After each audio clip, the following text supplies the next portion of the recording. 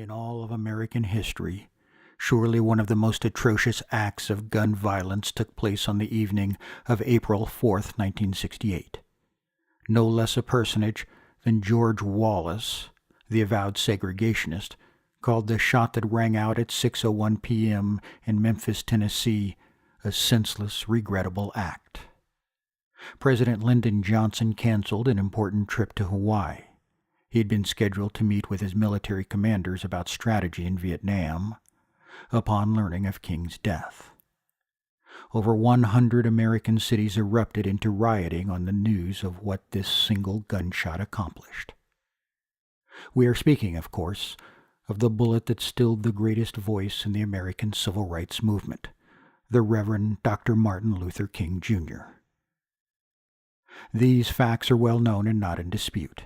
King was shot at 6:01 p.m. and was pronounced dead at 7:05 p.m. at St. Joseph's Hospital after a failed attempt at open cardiac massage. He was 39 years old. According to King's biographer Taylor Branch, at Canaan's Edge, America in the King years 1965 to 68, King was standing on the balcony outside room 306 on the second floor of the Lorraine Motel when Jesse Jackson hollered up to him, "Doc, you remember Ben Branch?" King replied, "Oh yes, he's my man." King then said, "Ben, make sure you play Precious Lord, Take My Hand in the meeting tonight. Play it real pretty." Ben Branch replied, "Okay, Doc, I will." There was no reply. King had spoken his last words, and, in the words of biographer Taylor Branch, time on the balcony had turned lethal, and King's sojourn on earth went blank. But did it? Did it do so immediately? Was King doomed the moment that bullet crashed through him? Is there any action that might have saved his life as he lay supine on that balcony, bleeding profusely from a wound to his right jaw and neck? He wasn't pronounced dead for 64 minutes. Was he in fact alive during that time? Was there ever a chance he could have been saved by the relatively crude trauma care of 1968? And how about today? If King was shot in 2013, might he survive? The state of the art in trauma care in 1968 was primitive by today's standards.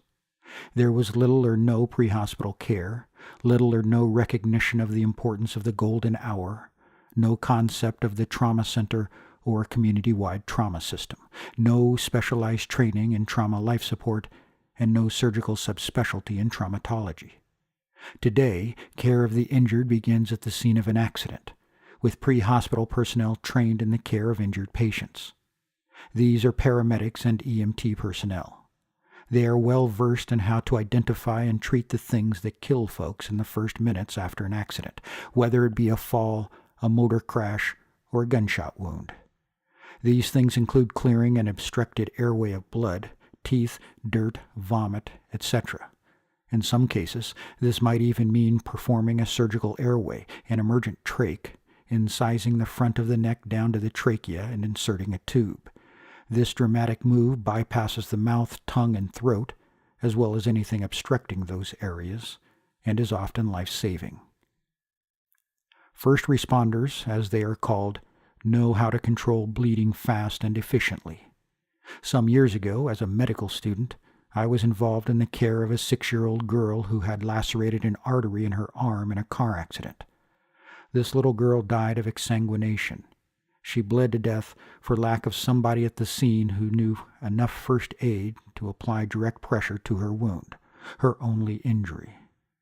First responders recognize this danger and act. First responders aren't only reactionary, however, they are proactive. They start IVs and begin administering fluids at the earliest opportunity. It is now well recognized that blood volume is an important, in some very acute situations more important, than oxygen carrying capacity. The practical result of this is that if a person is bleeding, internally or externally, giving them any fluid by vein is better than waiting for blood or blood products to become available. Maintaining blood volume is an important aspect of trauma care in general, and during the golden hour specifically. First responders also administer medications and relay their findings as to a patient's status, injuries, vital signs, etc., so that the trauma center is ready when the patient